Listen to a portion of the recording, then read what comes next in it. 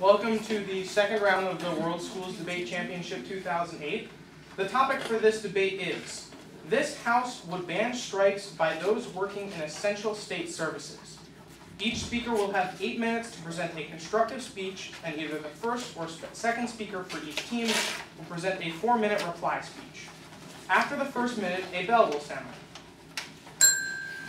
and the points of information may be offered. After the 7th minute, a bell will sound, and no further points of information may be offered. The bell will ring 2 times at the end of 8 minutes. The bell will ring once after 3 minutes of the reply speech, and twice after 4 minutes. There are no points of information during these reply speeches. There is no verbal interaction between the audience and the debaters during their debate.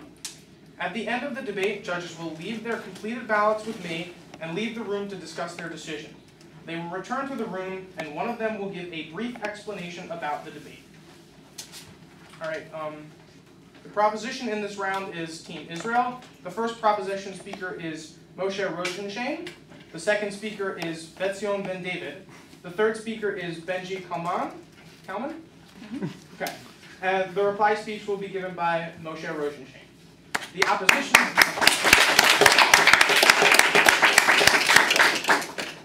The opposition in this round is Team Scotland. The first opposition speaker is Natalie Smith. The second opposition speaker is Joanna Farmer. The third opposition speaker is Lauren Pringle, and the reply speech will be given by Natalie Smith.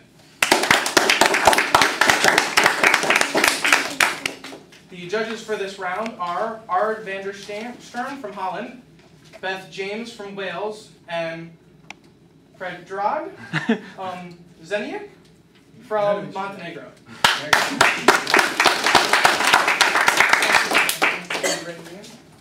Can we please welcome the first? I would like to introduce the first speaker from the proposition, Moshe Rosenshain.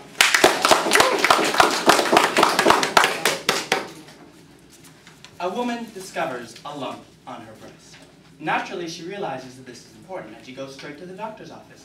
However, the doctor's union is on strike, and therefore she has to wait a month before she can finally get a checkup, and by then, it's too late. Ladies and gentlemen, this is exactly the kind of thing that the proposition doesn't want to allow. We want to ban strikes by those who work in essential state services. Now, before we move on to explain our argument in this debate, let's first clear up the terms of the motion. When we say ban strikes, we mean that we will not allow specific certain unions to declare a full or a partial strike, in other words, a suspension of those services. And what services are we talking about? What are essential state services? What we mean are government services paid for by the government whose absence would endanger the lives and the safety of the populace. In other words, the kinds of services we're talking about here are doctors, our firemen, our policemen. We're not talking about baggage handlers, we're not talking about teachers, because these are things that society can get along without for a short period of time. However, these essential state services that we've described are absolutely indispensable. Now, status quo, the problem with status quo, ladies and gentlemen, is that when these unions strike, then they disrupt society in a very basic way. They endanger the lives of citizens and deny them of their basic rights.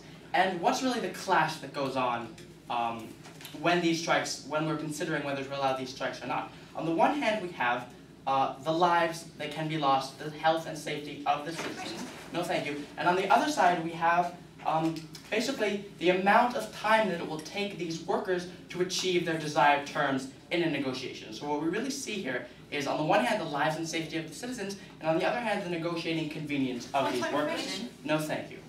Now, the arguments that we're going to be presenting you today are, first of all, an analysis of the nature of these services, why they're so basically important, why society simply can't allow to go without them.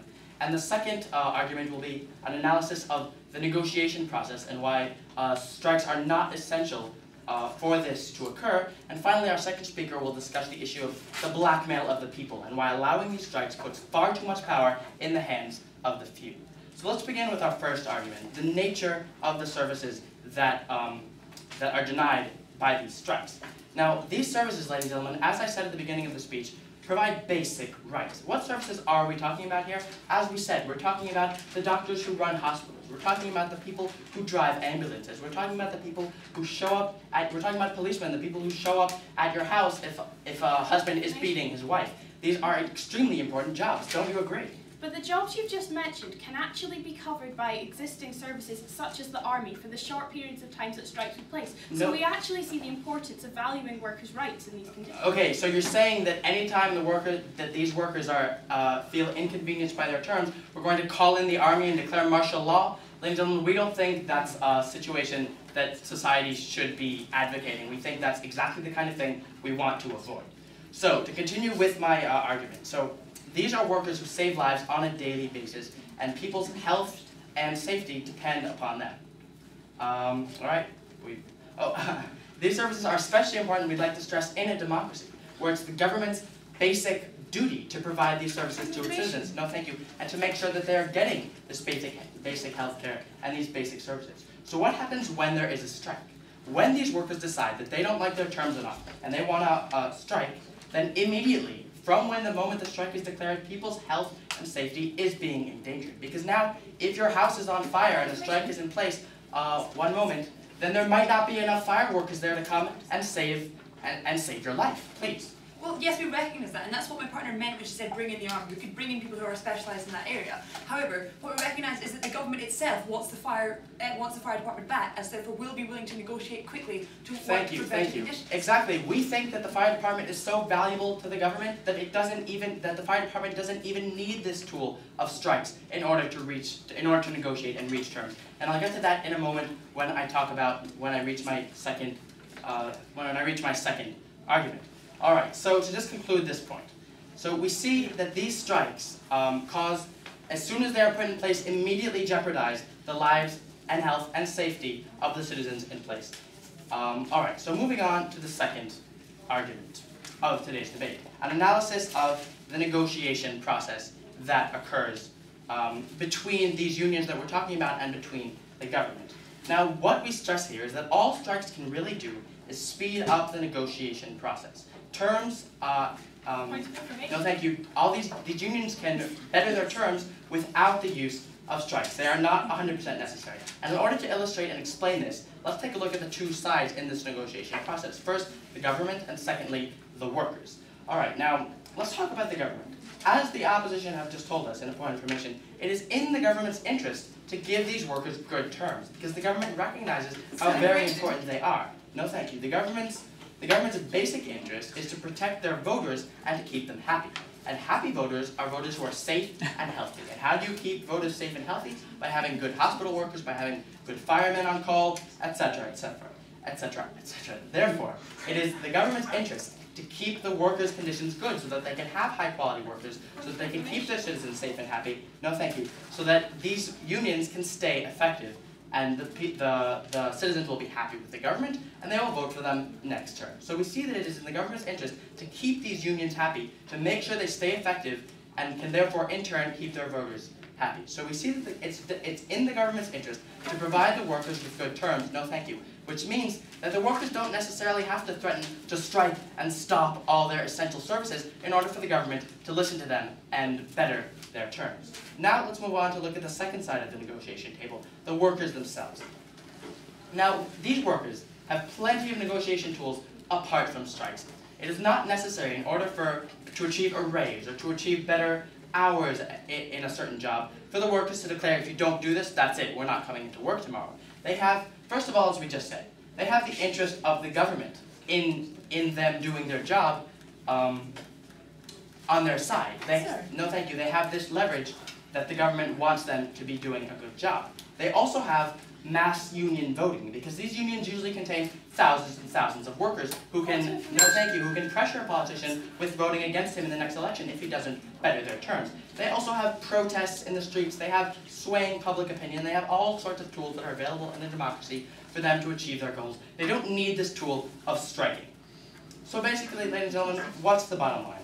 We've shown you that on the one hand, we have these basic services that are necessary for society, that can only be provided by these workers, and if they're taken away, we're endangering the lives and the health of our citizens. And on the other side, we have the convenience of the tool of striking in negotiations. We have We have the question of whether these workers will get a raise today or in a few months from now. And when we weigh these two values one against the other, we definitely have to see that the health and safety of the citizens needs to come before the convenience of these workers. Thank you very much.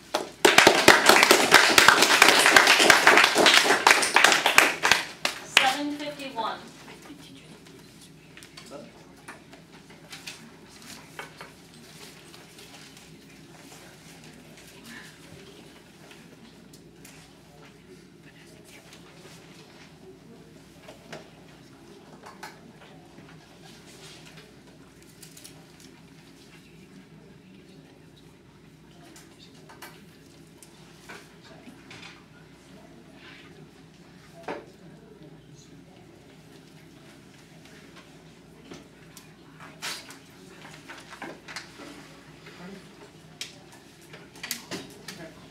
I would now like to introduce the first speaker for the opposition, and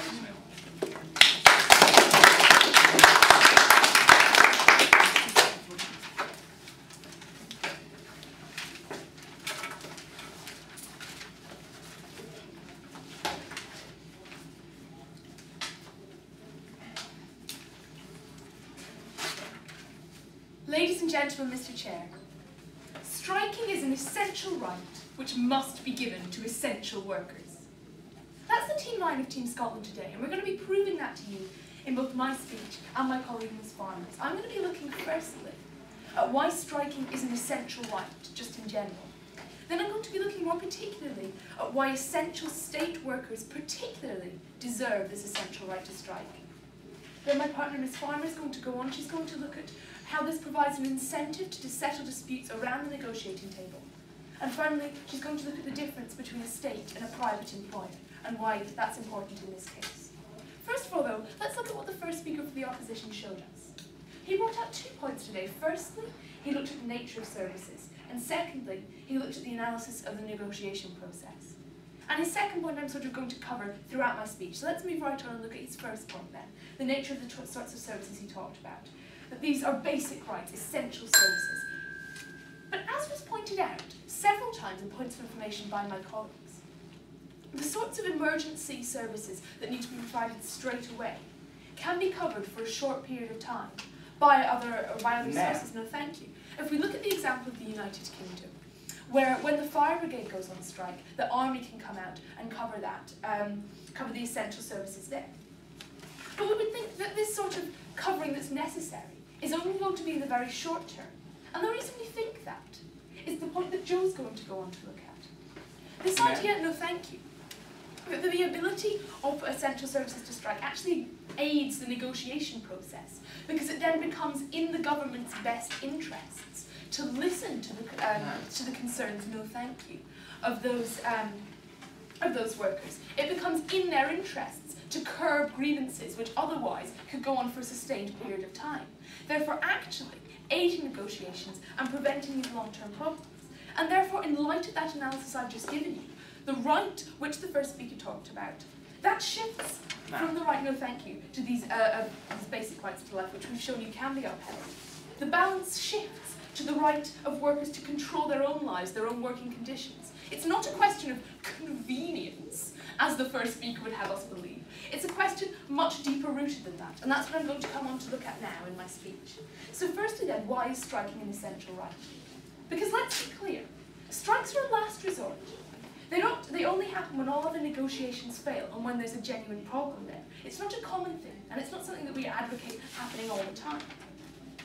The first proposition speaker asked us, why do we need strikes when we've got protests, unions? I would ask him, what's the point of voting for a union, having a union, if that union has no power, no say in any way? No thank you. But it happens. Let's look at the balance of power when there's no right to strike then, because that's a really important issue.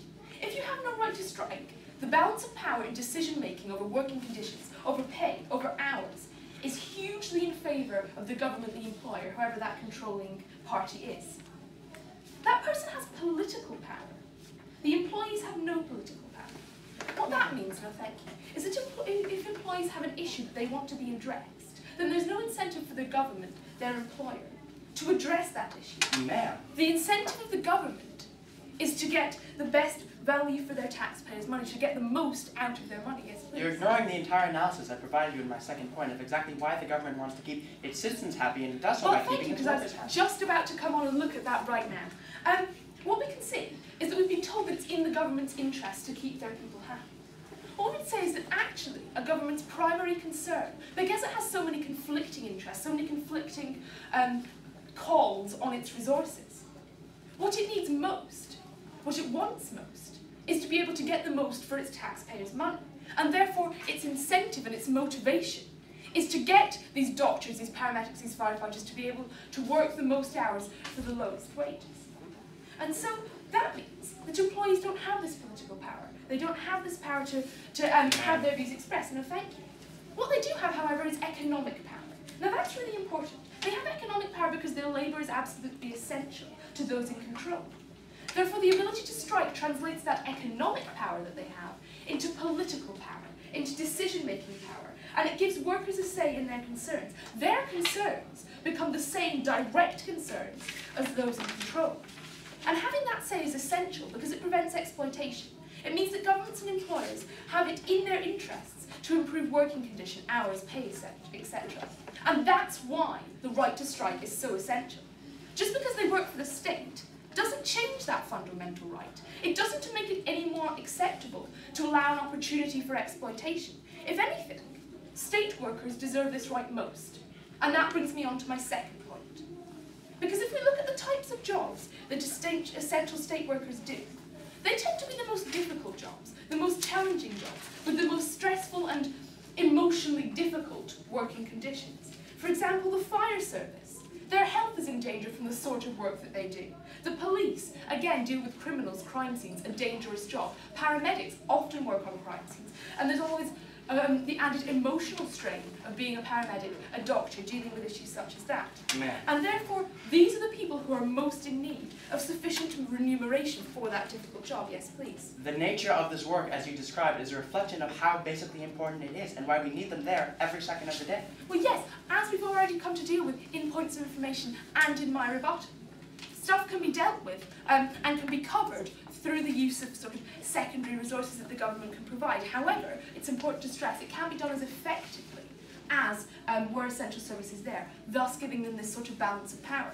And in fact, what's quite interesting I'm going to come on to look at now is how these essential services can actually be improved and will become better through the right to strike, because as proposition conceived, essential services are vitally important.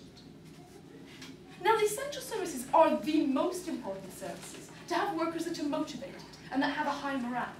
That's because the nature of the job is so difficult, as I've already come on to look at. It's the most important sector of work that morale is maintained. The reason striking maintains a high morale is it gives workers a say in their working life. Firstly, that's important because that leads, no thank you, to actual improvement in working conditions, hours, pay. Secondly, that's important because they feel valued and they feel listened to, and they feel their contribution is listened to.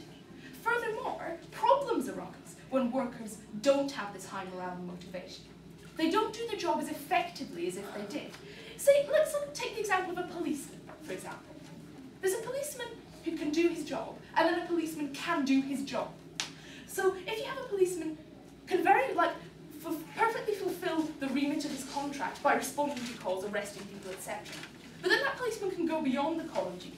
They can make an effort to get to know their community, to form links, all making them a much more effective police person in terms of preventing crime, as well as simply solving it. So that means if you're not enjoying your job, you don't have the same loyalty towards your job, you don't feel the same sense of allegiance, the same sense of duty. That means you're less likely to be that going further policeman. That means you're more likely to take days off, to not come in. And that's a huge problem for essential state services. And so, because the right to strike is essential in general, and is essential particularly here, I beg you to propose.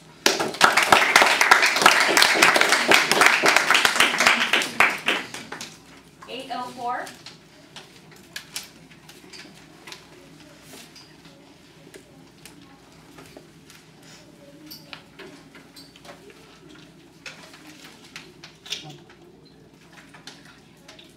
No, I have that.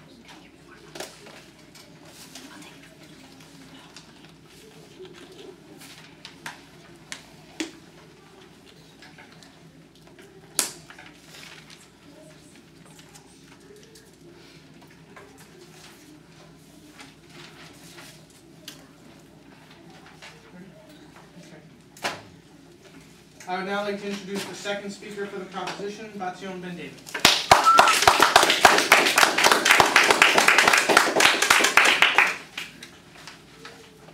We heard today from the first speaker of the opposition that because these people have hard jobs, and because that their job is really important, then they suddenly deserve more rights than everyone else, and they are more important. And I want to address this in my speech, but really, how much power do these doctors and firemen and policemen have, and how much should they have? But first I'd like to get to our refutation, and I'm going to talk about 4 different issues today, and I'll let you know as I go along. The first is this idea of the army alternative, which it wasn't very clear, maybe just to me, but I think to all of us, if they actually mean the actual army or just this team of specialists on standby. But either one doesn't matter, because we have 3 problems with this alternative. The first is that the army, well, we don't have enough of these people, and they aren't trained well enough. In other words, you can't bring, if all the doctors in a city or in a region strike, having one group of specialists just won't cover all the needs that people will have day to day. Because the doctors went away doesn't mean people don't have needs anymore. They're also not as trained to do everything doctors do, from checkups, which range from fever to cancer, from, if you want to talk about shots and diagnosing things. And also this idea of the fact that these jobs are very dangerous, and training a fireman is years of training, and to just bring in these specialists isn't enough. So that's the first problem. The second problem is that really opposition agree that someone can't be striking. They also said that these specialists, will they be allowed to strike? I don't know, because it sounds like opposition agree. Someone has to be on standby. So we're saying what you're doing is ridiculous. You're really you're saying as doctors can strike, we're going to have these super doctors who won't strike. And we said it's really not solving any problem at all. As long as someone, according to you, you have to prove that everyone should be able to strike. And we're saying no. And the last thing is that we heard that they will fill in. And we really say that, we say one of 2 things will happen. Either the work will not be sufficient enough, as I said in the first reason. And if they will be good enough, then the strike is obsolete. Then the doctors will not get what they need, because we have this army of specialists who are doing everything they can. So really this alternative completely fails. That's the first refutation. The next was the clash that we had is this really in the government's interest? And we heard that no, the government wants to keep these doctors in slave labor conditions. And we say, look, the government has 2 considerations. They want good doctors, and they don't want to spend so much money. Nobody wants to spend so much money, so they're going to have to reach some sort of balance. And we have told you that with pressure by the people, with negative press by the doctors kicking up a fuss, without striking, no thank you. And everything else told you that the government wants to have good hospitals. The government wants to finish 4 years and say, hey look, I gave you good hospitals and good firemen, vote for me again. So it is already enough in the interest for them to keep good hospitals. Not right now. And then we had this idea of losing clout.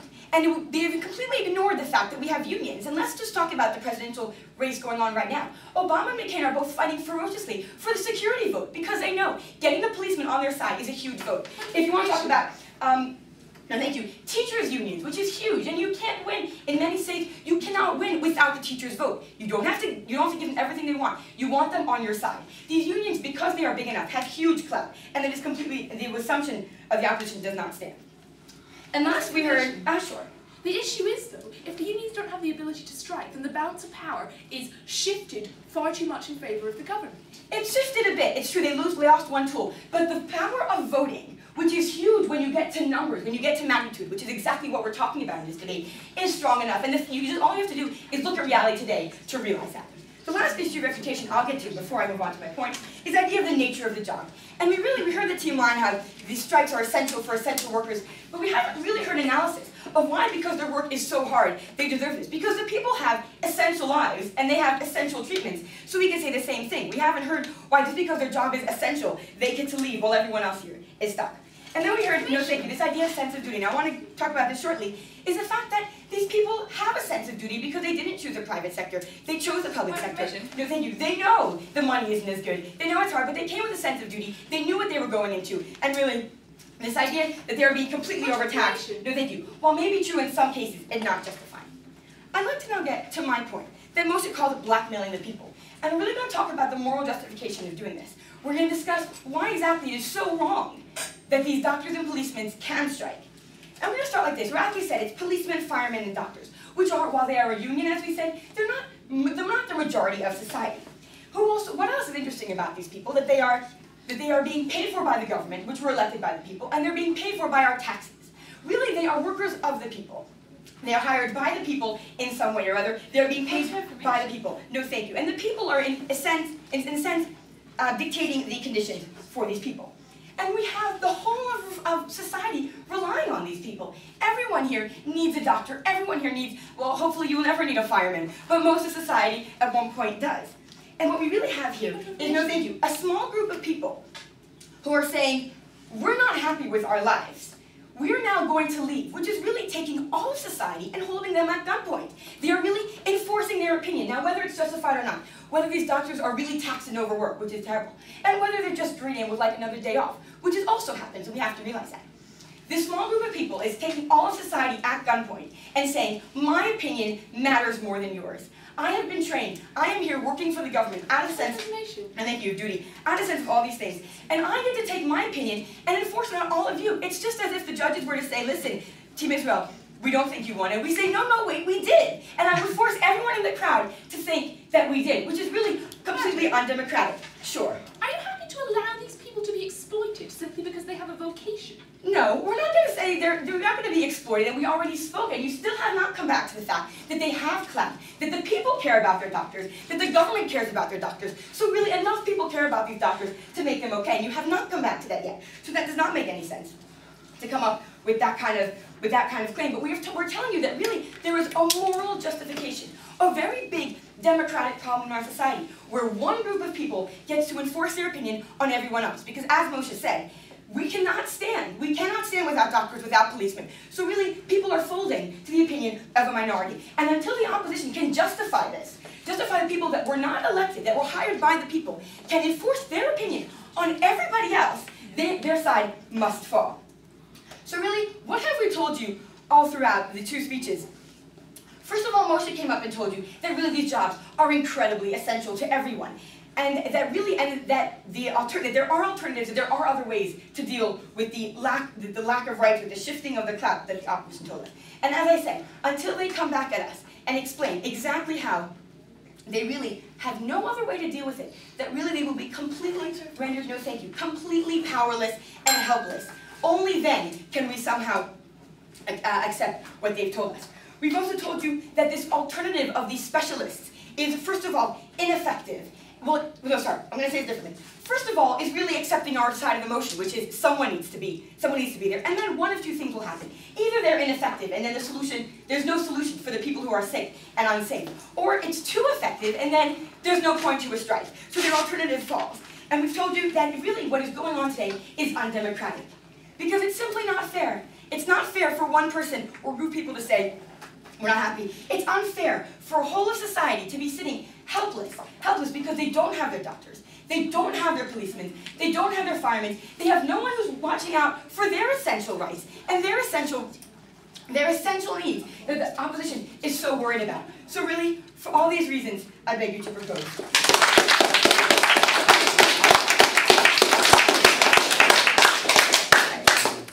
754.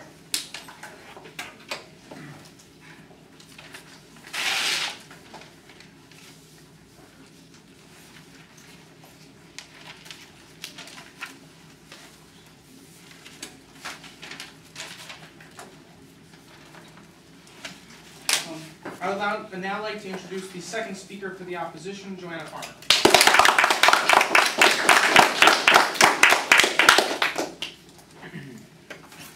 Thank you, Mr. Chairman, ladies and gentlemen. Striking is an essential right which must be given to essential workers. Now today, I'm going to be looking, furthering on from what Ms. Smith said. Firstly, at this idea of how this does in fact work as an incentive to settle disputes, contrary to what we've heard from Team Israel today. And then secondly, the differences between state and private employers necessitate that state workers have specific protection under this sort of law. But before I do that, I have to look at what Team Israel have brought to the table so far, particularly with reference to the last speech. Now, first of all, she questions us a lot about what we meant by this sort of army cover-up type of thing when people were away striking. What we mean is that there are services out there, such as particularly the army, as an example, who have doctors in them, who have people who are trained to use fire engines, that sort of thing. But firstly, there aren't that many of them, and they're not as good. And that's why this works as part of a negotiation tool. No, thank you. They're not so bad that it means that everyone's dying and all the sort of apocalyptic scenarios we've had from Israel, But they're not so good that what happens is this totally negates the need for strike, because there's still an incentive for negotiation to work. There's still an incentive for the government to work with unions to get people back into work, to help people. No, thank you. So, and also she mentioned, we also have this idea that it's highly unlikely that every one of these essential services would be striking at the same time, that we are going to have this disaster scenario that we've been talking about. Then she went on to talk about how our proposition, what was actually in the government's interest. No, thank you. And she talked about the necessity to reach a balance, and what we're doing is we're taking the balance firmly to the workers. But this is to deny what actually happens right now. What happens right now, as Natalie pointed out in her speech, is that the government has all the power because they're the employers. And as I'm going to look at later on, no thank you, people who work in essential services don't have the sort of skills that mean they can move to other employers, which means that they're stuck there, ladies and gentlemen. And if they can't strike, they don't have this tool to negotiate, which moves on to this next point that they've talked about a lot, about the fact that they, according to them, they do have other methods of negotiation. And yes, other methods do exist. Yes, you can join a union, you can vote in a union and all those things, and we support those things because they're firmly in line with workers' rights. But quite often, ladies and gentlemen, and we have seen it in the past, we've seen it, for example, in Britain, where the firefighters had to go on strike because they couldn't get representation from their union. We see that sometimes the other alternatives simply don't work. And when that happens, it's essential for the working conditions of essential workers that they have an alternative that they can use. No, thank you. And finally, she had this idea of the fact that why does the fact that they're essential workers make them any different? She talked about that what we're doing is we're giving them many more rights.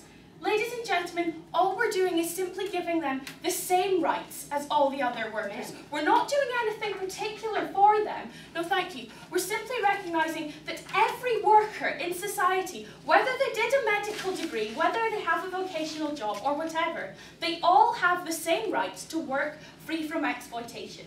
In her substantive material, no thank you, she talked about the importance of living in a democratic society. But ladies and gentlemen, democratic societies are built on the principles of accountability and on the government not having all the power.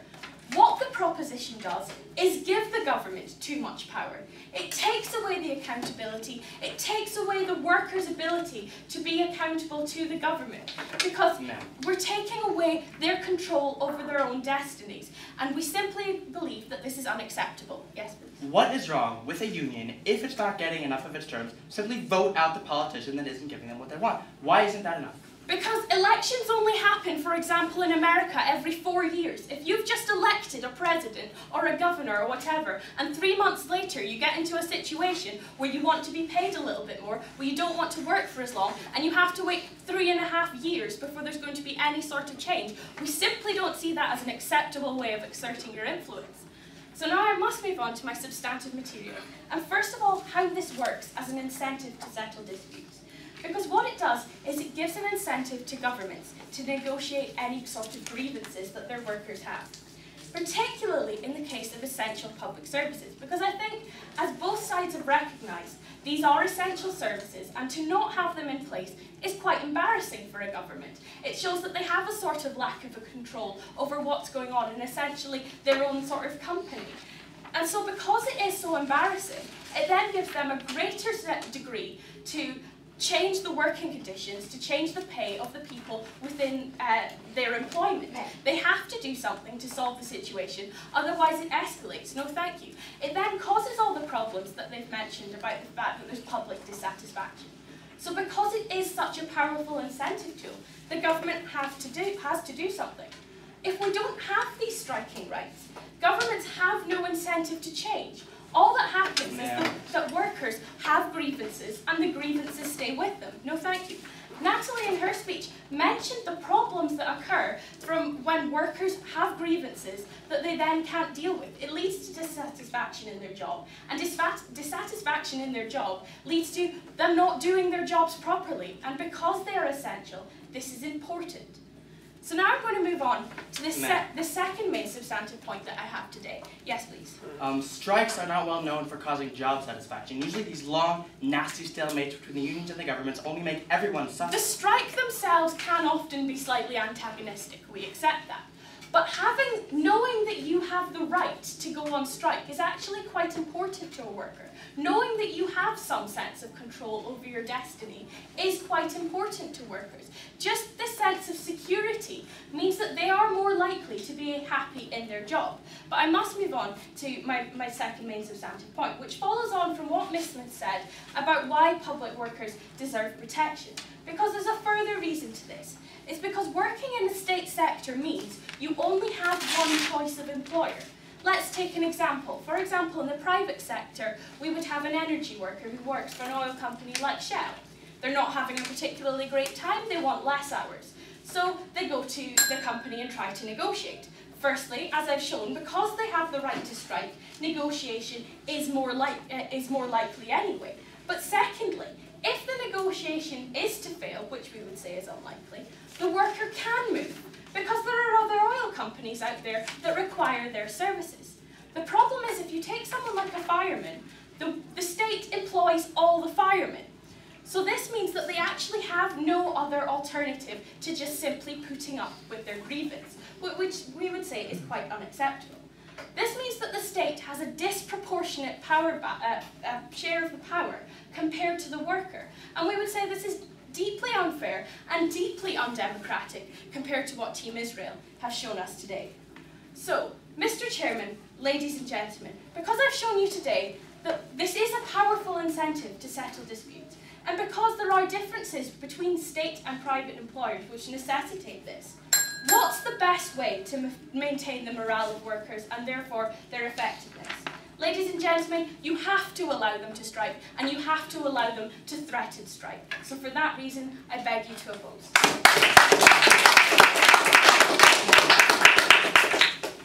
813.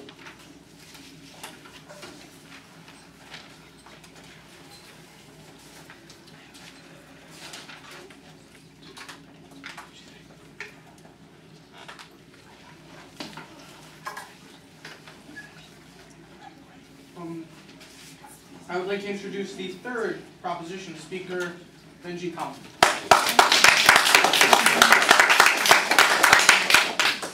Moshe set out the equation very clearly at the beginning of this debate about what exactly we're dealing with here.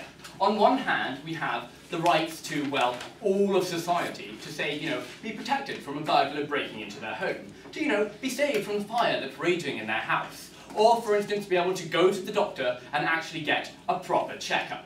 On the other hand, we have the union's ability to negotiate, and one tool that the unions can use to negotiate in order to come to some kind of agreement. And we say, quite frankly, that the population and society as a whole, and their much more basic rights than one worker right of certain unions outweighs, and we have won this motion. So, ladies and gentlemen, I'm going to be asking you three questions. The first, is there an alternative? Because, we heard a lot about, well, the army. And then, ladies and gentlemen, I'm going to ask you, will doctors be exploited under our plan? And finally, after I've gone through all that, I'm going to ask really, well, who matters more? Is it, on one hand, these unions that we really want to uphold, or is it, on the other hand, society as a whole and their safety? So, ladies and gentlemen, is there an alternative? All right, so the alternative that they brought up was the army. But as Butzion really pointed out, and I don't think we've ever really got back to, was that, well, the army could technically go on strike, or say, forget the army, doctors in the army, who are part of the doctors' union, would go on strike at the same time that the general doctors would go on strike. Therefore, ladies and gentlemen, unless, of course, they're going to ban certain sectors from striking, in which case we say we win because they basically agree with us and they're just niggling over details, then, ladies and gentlemen, what we see is that the army is not the proper alternative, because these doctors could go on strike as well. No, thank you. And then, ladies and gentlemen, but even if they couldn't go on strike for a second, let's pretend for a second that they can't go on strike. So they're not the same, ladies and gentlemen. They admitted, they said, well, quite frankly, you know, they can do sort of a half-assed job at saving people's lives. But, you know, we really think that's good enough. I mean, like, when I'm, you know, getting burnt alive inside a building, I could, you know, on one hand choose to have, like, the trained fireman who spent 10 years training to do this, or I could do, you know, some rookie private who's been brought in from the army and told, here's a yellow helmet, go save people from that building. Now, what we see, ladies and gentlemen, is that we think this is ridiculous. Because, first of all, it definitely endangers these people's lives, because these people haven't had the proper training, say, to deal with domestic situations. No, thank you. A fight that breaks out between a husband and a wife. The police are no good there. The army is no good there. What they know how to do is kick down the door. No, thank you. They certainly don't know the delicate negotiation that it takes to, say, cool someone down from a roof. And, ladies and gentlemen, much more importantly, they're in danger as well. Because if someone barges into, like, a crime situation, or into, say, a building that's on fire, and they haven't had the proper training, most likely they're going to die. Most likely they're going to get hurt. That plan endangers both population as a whole and their alternatives as well. Yes, ma'am. But if you want essential servicemen like firemen to be as super effective as possible, you have to give them control over their own work. Okay, thank you. All right, yeah, we heard this a lot, ladies and gentlemen. But what they really failed to get, well, you know what? And this really, you know what? This brings me on to my next point. Will doctors be exploited? Here's something they don't understand. Governments need the unions. They need them to get elected. In fact, many of the politicians in Washington, no thank you, and in other places, they're in the pockets of the unions. They often, you know, they're the voting power, no thank you, that put them into power time and time again. So, ladies and gentlemen, we have the fact here that, okay, worst case scenario, they pointed out here, I as a doctor will have to wait 3 years in order to get a pay rise, versus the fact that otherwise we can have people rushing into buildings who don't really know what they're doing. So that's the worst case scenario we heard from this plan. And if that's the worst case scenario that we believe that people are going to have to wait 3 years to get better conditions, then we claim we win this side. But, ladies and gentlemen, we don't even think this is going to happen. Because let's look at something really, really simple. I've told you they need the unions. I've told you that they have vast voting power inside the unions. Because it's not just one president who makes a decision and says, I decide this, I decide that. No, there's an entire minister. There's an entire government where there are many different people involved in it. And the union has many friends in this council, many friends in the government who will help them with their plight. And what they didn't understand is that the government need the unions. They certainly don't need the bad press that not helping unions, saying, let's say, I don't know, thank you ma'am, I will not help firemen because I don't like them very much,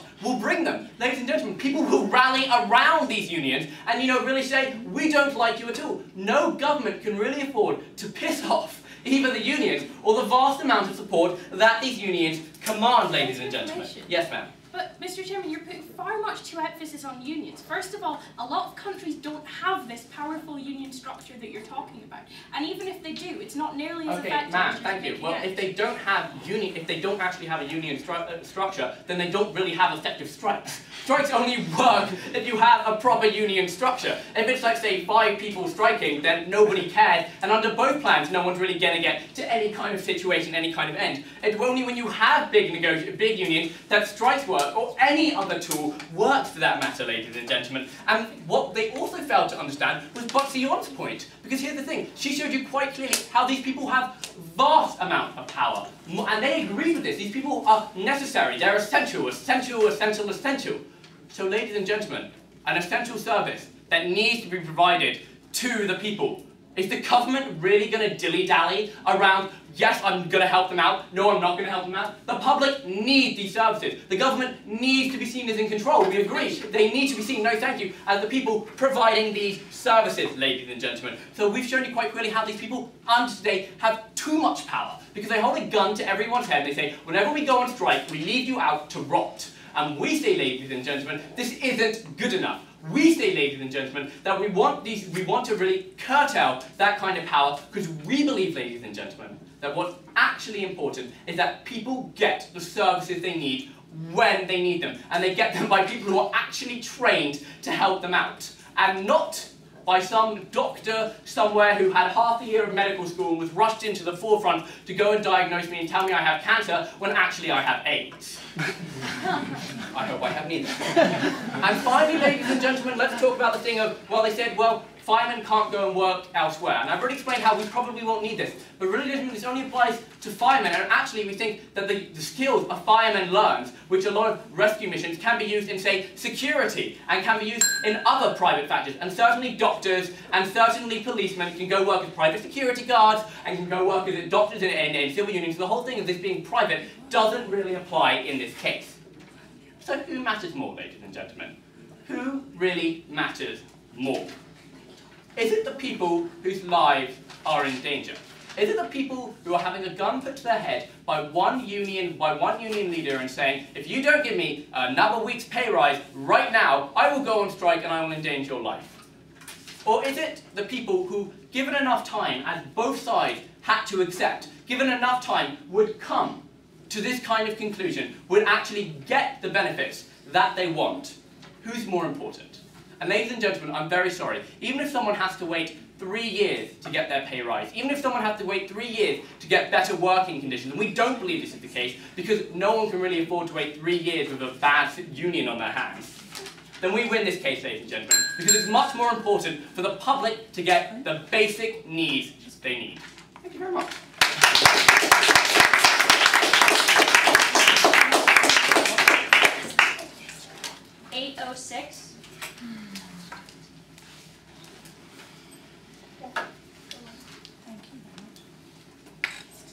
I would now like to introduce the third opposition speaker, Laura Pring.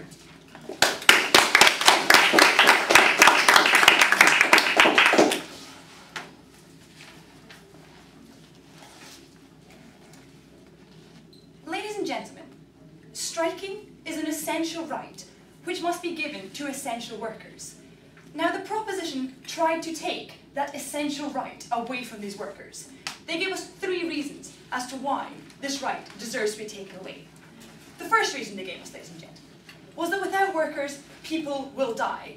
I'm going to show you why that isn't the case, and so therefore why the balance of rights stands in favour of the workers. Secondly, they looked at the idea of the disproportionate power that this will give to the workers in terms of the rest of society. Again, I'm going to look at why these people deserve that right, and why it isn't actually going to be all that disproportionate. And thirdly, ladies and gentlemen, they had this example of negotiations, and so in that I'm going to examine whether or not strikes are going to help negotiations or whether they're going to hinder them, and look at the various examples that the proposition have given us as to how we don't necessarily need strikes. And so therefore, ladies and gentlemen, let's first look at this end point. Without workers, people will die. So the propositions stand up here today, ladies and gentlemen, and tell us, well, it's a balance of rights. There's the right to life, in terms of the people who will be affected by the strike happening. And then there's the right to strike by the workers. And so, ladies and gentlemen, we came up with an alternative. Instead of having, when the people go on strike, ladies and gentlemen, what we're going to do is we're going to bring in other people. Now, we suggested the army, no thank you, because that happened to happen in Britain, and we thought we could back it up with an example. In actual fact, in the army we have a lot of specialist training. In terms of people like doctors, there are a lot of specialist people within the army who can deal with things like medical emergencies and things. And we actually ask the proposition that checkups necessarily are that essential. Like, they had this idea that suddenly all doctors going on strike is going to kill lots and lots of people. We ask if certainly a lot of checkups aren't necessarily that going to be essential. We think the most essential things are things like ambulance drivers and emergency care, which can be provided from other sources. Again, we think that simply giving someone a hat and saying run into a burning building, we don't necessarily think that that's necessarily going to be the best way. That's why we recognise, no thank you, that this option actually works. Because we think that people recognise that this isn't as good. But what it means is that when, say, the fire service, no thank you, were to go on strike, what it means is that every single burning house isn't attended to. We recognise that therefore some houses are attended to, and we recognise that because this isn't the best option, people will want to change. The government does want it to be changed. No thank you. And so therefore, ladies and gentlemen, we think that because we can prove that the right to life can be protected through the alternative means that we've looked at, what we therefore recognise is why, when we can protect one right, why we have to therefore ignore the other right to strike, which we recognise is actually just as important, if not more so. Because in the long term, ladies and gentlemen, we can protect more people's right to life, more people's rights in terms of society as being free from crime, etc., by giving these workers the right to strike, the right to improve their working conditions, to make them want to go to work, the right to improve their pay, so that they have a better life and so therefore can put more into their job. I mean, that again improves the standards and improves it for everybody else. Yes, please. You're labouring under the delusion that striking is the only tool these unions have. We've shown you again and again that they have many more. Why is striking the only one? Ladies and gentlemen, I was going to come on to this in my third point, but I might as well address it now. Now, this idea that the government, that the proposition have come up, that they have other methods, we recognise that is the case. We wish, ladies and gentlemen, that we could use these options. We wish that every time we didn't have to resolve it in a strike, because we recognise that does disadvantage lots of people in terms of strikes. But what we also recognise, because we recognise reality, ladies and gentlemen, is that in a lot of cases, the other methods of negotiation simply don't work. Look at Britain, for an example. The union simply didn't have any power with firemen, and so therefore they had to bring the army in, they had to go on strike. We recognise that in every case. And further to that, we don't think that simply telling them, you have to wait 4 years, is enough. Firstly, unions don't necessarily always hold this power in every single country. And secondly, after those 4 years, you might not get the change that you particularly wanted. No, thank you. And so therefore we don't think it's right to have to say they have to wait for 4 years. No, thank you. And so therefore, ladies and gentlemen, let's look at this idea of giving disproportionate power to the people. Now, what we recognise is that right now, by banning, what the proposition wants to do is ban all strikes. We think this is giving disproportionate power to the government. The government are up here, the workers are down here, ladies and gentlemen. What we propose to do by increasing strikes is what it means that the government, yes, are still going to be a bit higher. What it also recognises is that the workers, therefore, have a bit more say. We think that the workers, therefore, have a bit more leverage over the government. Rather than right now, with the government wanting all the votes, wanting all the best standards, what people recognise from the things the government are giving, things like the fire department, is seeing things like policemen on the streets, seeing the services in action. And so therefore, what the government wants to do is for this perception, so to have people working overtime, to have as much as they can get out of their employees in the state sector as they can, without necessarily giving them the best option. No, thank you. And it's not simply like they can just go into the private sector. As has been addressed by the opposition, by my colleagues, there is no other option. In a lot of cases, the state is the only employer. And what we don't want is just because, or thank you, as the proposition suggested, they chose to go into this, into the state sector. First of all, they don't often have that option. And secondly, conditions can change, and so therefore suddenly they might decide that they actually want to have some change in that. But furthermore, ladies and gentlemen, just because they chose to go into the state sector, just because they chose to be a doctor, chose to take on a vocational degree, a vocational career, doesn't necessarily mean that they don't deserve this right, ladies and gentlemen. We think that they still deserve that right. And in addition to that, no thank you, we think that therefore, ladies and gentlemen, because strikes aren't actually going to last for all that long, as I'll look at and as my partners have shown, and because the state is so powerful that it can bring other resources, which aren't going to be as effective, and so therefore we want the negotiations to be successful. We think that therefore, ladies and gentlemen, the balance of power still stays with the state, but we are giving workers a say. Yes, please. Okay, strikes don't work all the time either. No plan can be completely No, thank you. successful. Yes, we recognise that strikes don't necessarily work all the time. But what strikes can do, what strikes do is it gives people the option to make a very, very powerful stance against the government, to make a very powerful stance against their employer, to say, right, change my conditions. And we recognise that although they don't work all the time, it does give people the opportunity to make that right. And we think that's just as important. The knowledge that people have that right is just as important. And so finally, ladies and gentlemen, moving on to this idea of negotiations. Well, will strikes help or hinder such negotiation process? Now, I've looked at the analysis after a point of information about how there are other methods of negotiations. We don't have to resort to strikes. And so therefore we recognise that yes, we don't have to. But in a lot of cases, they are the only option. So therefore, as I've looked at, strikes are the only option. But where strikes do occur, we think that negotiations actually help, we think that strikes actually help the process of negotiation because they are so essential to society. We think that the government is therefore going to want to get these services back as soon as possible. They're going to want to improve conditions for the workers, to improve the standards. They're going to want the workers to be back on the best terms possible. And so therefore, we think that the negotiations will be quicker and more effective, simply because these things are so essential to society and to the government as a whole. And so therefore, we think that because they have the option of strikes and not having these services for the society, we think that's why it's going to help the negotiation process.